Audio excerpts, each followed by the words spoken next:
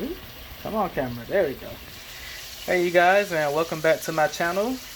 And today I'm going to be making a beefy roasted tomato soup with a Chipotle bacon, Chipotle Mayo bacon grilled cheese to go along with it. So to get started, we're going to roast our vegetables.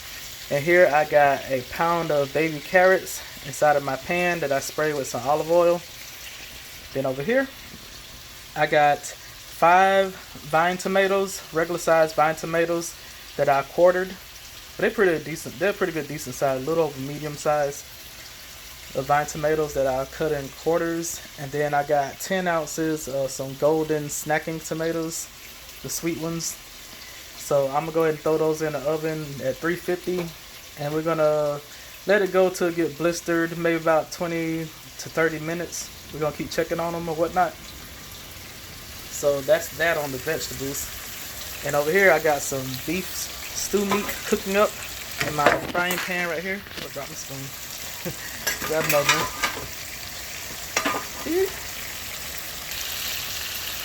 Alright. So I'm gonna go ahead and this is like 1.3 pounds, and I got another pack also that I'm gonna cook with it. And I went ahead and cut it into bite-sized pieces. So that was pretty big. It's just a regular old beef stew meat.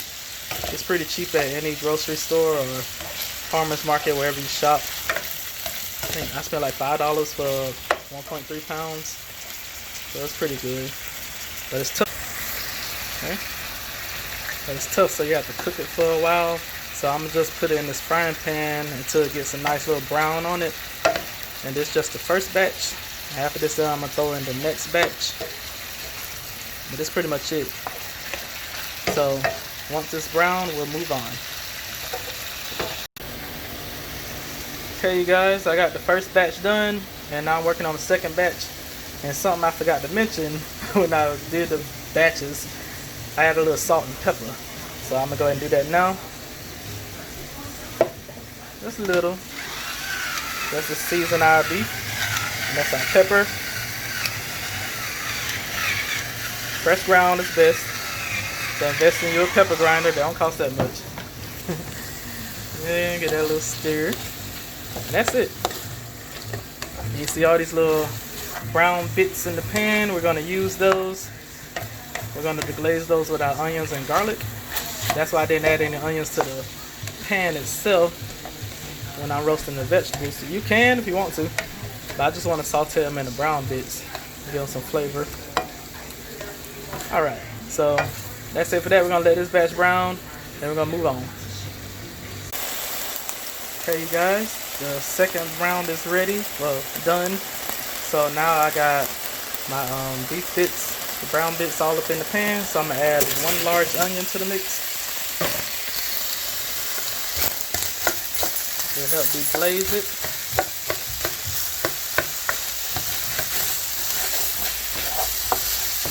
See how all the brown bits are coming up? That's all flavor right there. And I'm going to just do the onions for now and saute them for a few minutes. And then I'm going to add the garlic. I know a lot of people like to add the garlic first. And that's okay, I guess, if you want to do that. But I tend to find that the garlic ends up burning if you add it first. So I add the garlic last. Well, second. I'm going to go ahead and let these onions soften up, and then I'm going to add the garlic. That's how I like to do it. If you want to do it the other way, then feel free to. Just keep a close eye on it. Garlic burns quick. And have a rancid, bitter flavor to it. So I like to add it second. Alright, I'm going to let these go for a few minutes to soften up. Alright, you guys, I cooked the onions for about 5 minutes, so they got a nice little color to them thanks to the brown bits. Oop. Okay, now I got some garlic here. I used about 2 handfuls of garlic, so I roughly say probably about 10 tablespoons of garlic. I like a lot of garlic, and I'm making a lot of soup, so using a lot of garlic.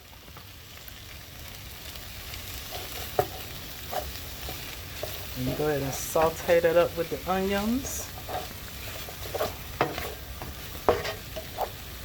to help boost that deliciousness even more, I'm gonna add some tomato paste. I got my little squeezer here. Put in this 1, 2, 3 tablespoons. That's probably around teaspoons. That's about 3 teaspoons right there.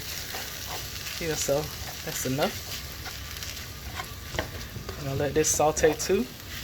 Make sure I got the camera correct. And with tomato paste, you always gotta cook it first because it tends to be bitter if you don't. So we're gonna let this go for a couple more minutes until the tomato paste and the garlic are both fragrant. It won't take long, 1 to 2 minutes. Alright, now let this go. Okay, you guys, I'm back. It's been a couple minutes now. It's getting real fragrant in here. So what I'm gonna do now is deglaze this with some red wine. Use about half a cup or more if you like more. Use about closer to a cup than half a cup. So this is about a cup. You want to deglaze your pan with that. So once it gets to a boil, it'll start picking up those delicious bits like all over the side here and stuff. Go ahead and scrape that down into it because that's all flavor. And use a good red wine. I'm not actually using one. All I got is this cheap bottle, but hey, it'll work. But get you a good bottle for yours. Cause before somebody asks me what brand you use since it's good, it's not good. It's a cheap brand. I'm going to be honest with y'all. Okay, I'm gonna let this come to a boil and we're gonna let it reduce for a few minutes to cook out the alcohol. Alright. Okay, you guys, this has reduced enough. It's smelling pretty good up in here. Okay, so I'm gonna go ahead and add this and the meat to the crock pot. Oh yeah, and I got a couple of potatoes right here. I'm gonna go ahead and chop up.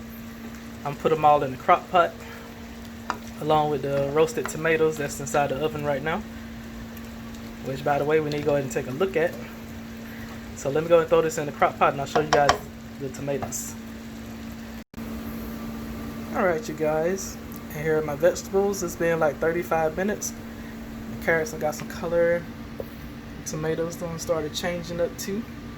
I think that's as far as I'm gonna push them because I don't want the carrots to get too crispy or whatnot. But this look pretty good. As long as they cook down, it'll bring out those natural sugars and sweeten it. So I'm gonna go ahead and add this to the crock pot. Alright you guys, I got all my meat and tomatoes and veggies in the crock pot. So now I'm gonna add some seasonings to this. Let's back up a little bit. There we go. I'm gonna do some oregano, dried. Just shake it a little bit in there.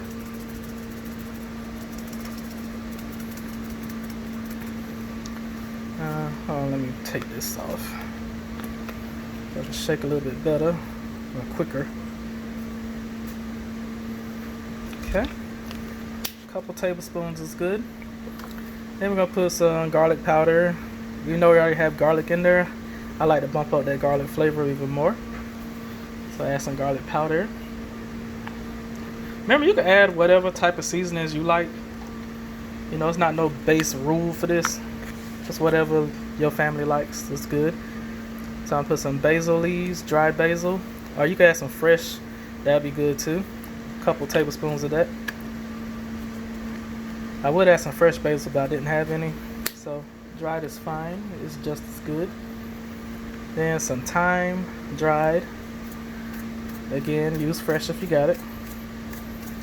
You don't need a whole lot of thyme, maybe a teaspoon's worth. It's pretty strong. Then we're gonna add some beef bouillon powder.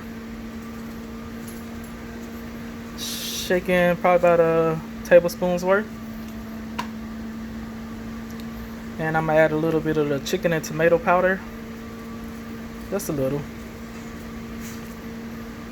I don't want it to taste too chickeny. That's a word. Okay, and I'm gonna fill this up with some beef broth. Or if you got homemade, go with that. I usually have homemade broths on standby, but right now I do not. So I'm using the store-bought, which is just fine. It's pretty cheap, so go with whatever you got.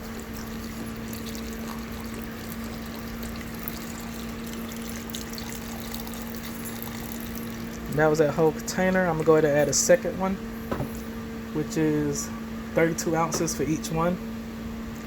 I just want to fill up the crock pot, or at least get it mostly filled.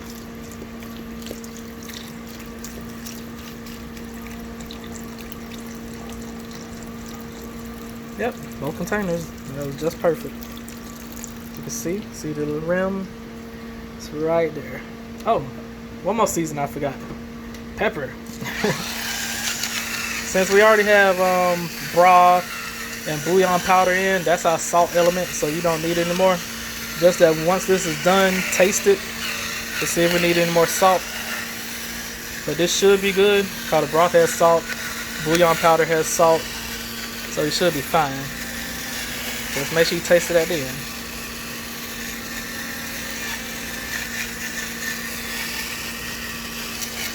Come on, pepper. I love this pepper grinder. Y'all really need to get you one. It ain't nothing like fresh ground pepper. Okay, you guys. So I'm gonna set this on high, and I'm gonna set it for 4 hours, and it'll be good by then. So I'm gonna take me a little break, maybe have me a drink or two, and let this do its thing, and then we'll get on with the Chipotle Mayo grilled cheese. Oh, Chipotle Mayo bacon grilled cheese sandwiches. That's gonna go along with this. So I'll see you guys then. Okay, you guys, I'm back. I'm about to go ahead and start on the sandwiches. Here I got like about a cup and a half of mayonnaise inside of a bowl. And here got some Chipotle hot sauce that I'm gonna add to the mix.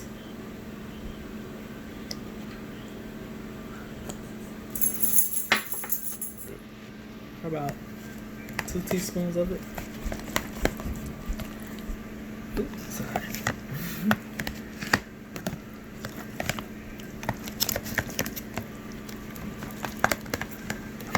Just to give it a spicy kick.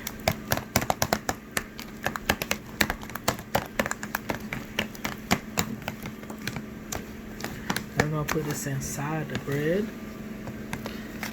I'm trying to make this good for you guys. That's it for it. That's pretty much good. Okay, so let's go ahead and get this inside the bread. Okay, you guys, I went ahead and spread out Chipotle Mayo on the bread. So that's 1 slice of cheese right there. We're gonna put about 3 slices in total. So let me go ahead and grab the other. So I put 2 on 1 piece of bread, as you see. And then I got some bacon. There we go. Put 2 slices on it. Now I broke them in half. See that? Okay.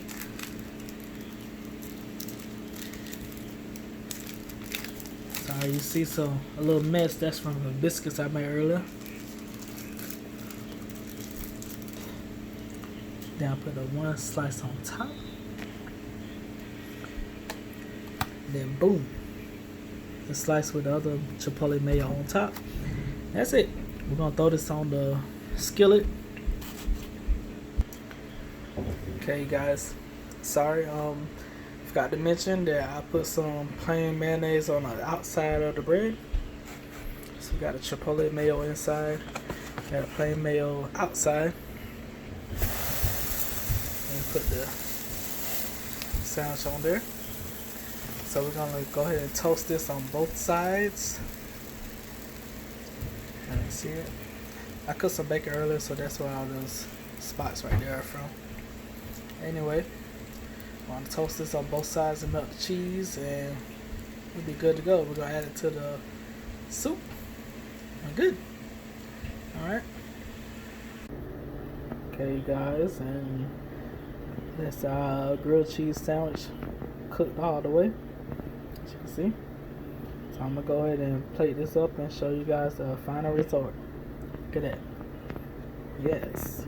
Alright. Alright guys, this is the final presentation. There's my beefy tomato, roasted tomato soup, and my Chipotle Mayo bacon grilled cheese sandwiches. See right here. So make sure you like, comment, subscribe, all the good stuff to help me out. I really appreciate it. And I'll see you guys next time with a new video. Thank you so much. Come back next time. Bye. Look at that. There you go. Awesome. Alright, see you guys next time.